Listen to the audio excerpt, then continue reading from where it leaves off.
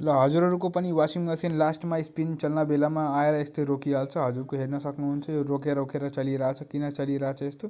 यसको फिल्टरमा धेरै ब्लकेज रहेछ, त्यसले गर्दा वासिङ मसिन राम्रो काम गरिरहेको छैन। अब कस्टमरले यो क्लिनै गर्दैन, त्यसले गर्दा यसमा फोहोर धेरै रहेछ।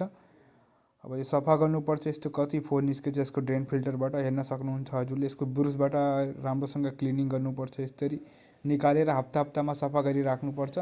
त्यसले गर्दा वासिङ मसिनमा धेरै प्रब्लम आइरहेछ।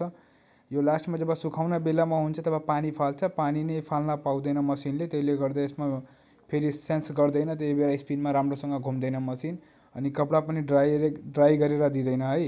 यो हप्तामा यस्तै गर्नुपर्छ। हजुरहरूको पनि यस्तै घरमा वासिङ मसिन छ त हप्तामा फिल्टर क्लिनिङ गर्नु, जसरी पनि गर्नु। नगरे भने यस्तै हुन्छ हजुरको मसिन। फेरि कोड आएर बन्द भइहाल्छ है। त्यसपछि राम्रोसँग क्लिन नभयो भने तपाईँको मसिनमा कोड आउँछ, त्यसपछि वासिङ मसिन अफ भइहाल्छ। यो फिल्टर कति फोहोर रहेछ हेर्न सक्नुहुन्छ हजुरले है।